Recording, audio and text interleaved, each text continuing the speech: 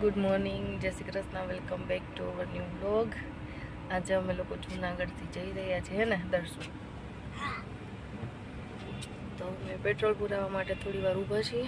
પાછળ ધવલ ને એ લોકો બી આવે છે અમને મૂકવા. હે ને દર્શુ? ચાચુ મૂકવા આવે ને આપણે?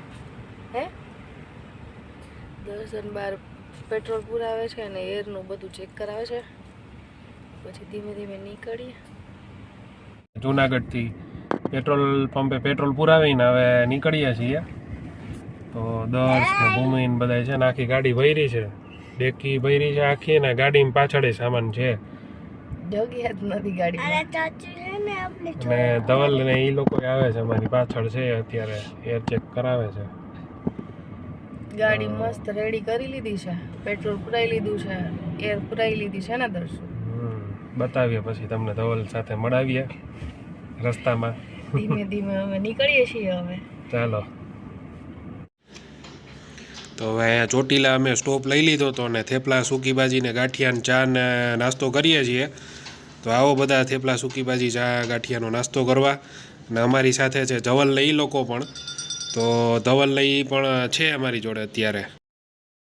અત્યારે વાગી ગયા છે 1:30 અને અમે આવી ગયા છીએ વડોદરા અમે આવી ગયા છીએ જલારામ સેવ ઉસળ ખાવા માટે. આવી જાવ બધા સેવ ઉસળ ખાવા માટે. ચાલો. તો આવી ગયા છીએ વાઘોડિયા એ રોડથી આગળ જલારામ સેવ ઉસળ ખાવા માટે.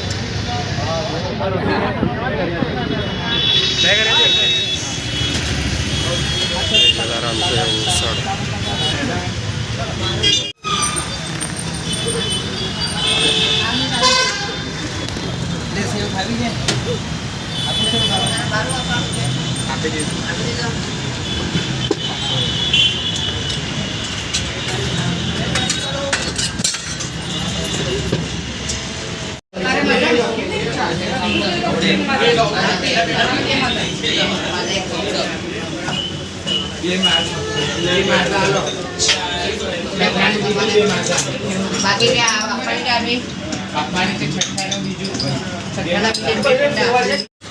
હવે સેવ ઉસળ આવી ગયું છે અને અમે હવે ખાવાની શરૂઆત કરીએ. સેવ ઉસળમાં જો લીલી ડુંગળી છે, સેવ તરી પાઉં છે, અહીંયા છે લીલી ચટણી છે, અહીંયા લાલ ચટણી છે, તરી છે. પાઉં જોડે ભૂમિ શરૂઆત કરે છે સેવ ઉસળ ખાવા માટે.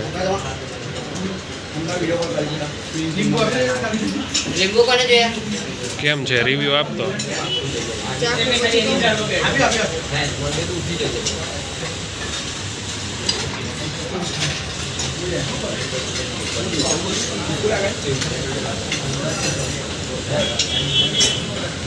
કેમ છે?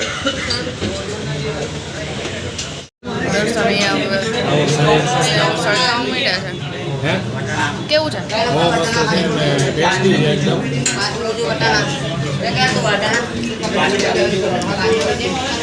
સ્પાઈસી એકદમ. હે ને? સ્પાઈસી ચટણી, ગ્રીન ચટણી સ્પાઈસી છે, લસણની ચટણી છે એ પણ સ્પાઈસી છે.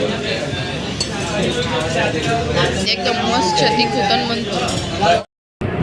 પછી અમે લોકો સુરત રોકાઈ ગયા હતા રાત, અને હવે સવારે અમે નીકળી ગયા છીએ પુણે જવા માટે. હવે અમે રસ્તામાં છે ને ઉંબાડિયું આવે છે ડુંગરી ગામ પાસે વલસાડ, દીપ્તિબેનનું ઉંબાડિયું. તો અમે એ ખાવા માટે રોકાવાના છીએ, તો તમને આગળ બતાવશું ઉંબાડિયું.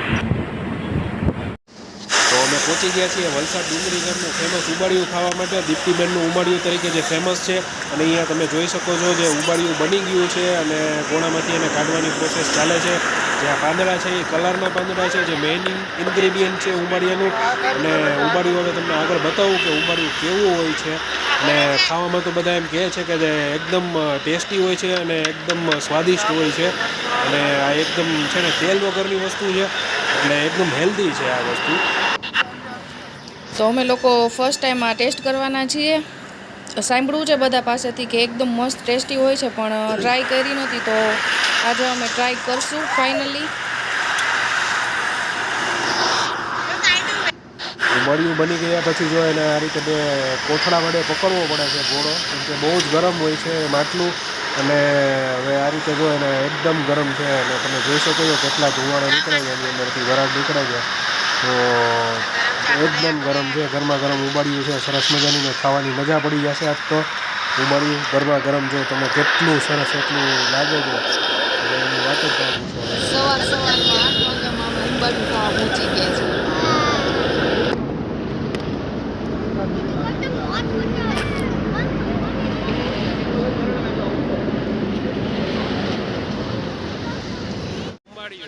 આ જે જગ્યા છે એ વલસાડથી આગળ જતા ડુંગરી ગામ પાસે આવે છે. આપણે હાઈવે ઉપર જ છે વચ્ચે, ત્યાં છે આવેલી છે. અને લગભગ તો આપણે સાઉથ ગુજરાત સાઈડના જે લોકો છે એને તો બધાને ખબર જ હશે, પણ સૌરાષ્ટ્રના જે લોકો આવે છે એને કદાચ ખ્યાલ નહીં હોય. તો એટલા માટે આ એક્ઝેક્ટ લોકેશન તમને આ વિડીયોની અંદર જાણવા મળશે. અને અહીંયા છે આપણે જવારનો પોક પણ આ લોકો રાખે છે. જોડે જોડે સેવ છે, ટમેટાની સેવ હતી, ફુદીનાની સેવ હતી, અને અહીંયા ચટણી છે. આ ચટણી છે એટલે 2 મિનિટ ઉભો રહે.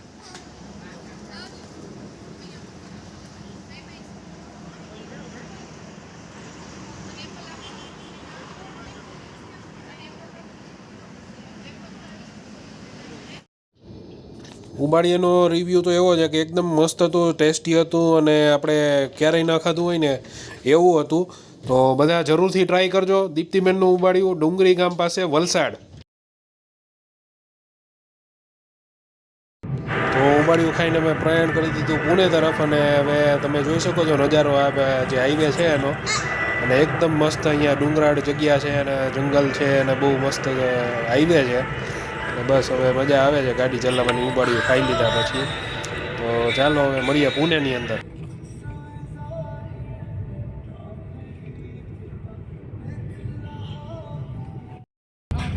તો અત્યારે અમે થઈ ગયા છીએ મુંબઈની અંદર ટચ, અને મુંબઈની અંદરથી અમે પસાર થઈએ છીએ. અને હવે અમે ચડીશું પુણે એક્સપ્રેસ વે, અને પુણે એક્સપ્રેસ વે ઉપરથી અમે જઈશું પુણે. તો મળીએ પુણેની અંદર. અને અમારા વિડીયોને લાઇક કરો, શેર કરો અને સબસ્ક્રાઈબ કરો. તો આવા જ અમે અવનવા વિડીયો અમે પુણેની અંદરથી અમે બતાવતા રહીશું. તો અમારી ચેનલને સબસ્ક્રાઈબ કરી દો જે લોકોએ ના કરી હોય એણે, અને અમારા વિડીયોને શેર કરો.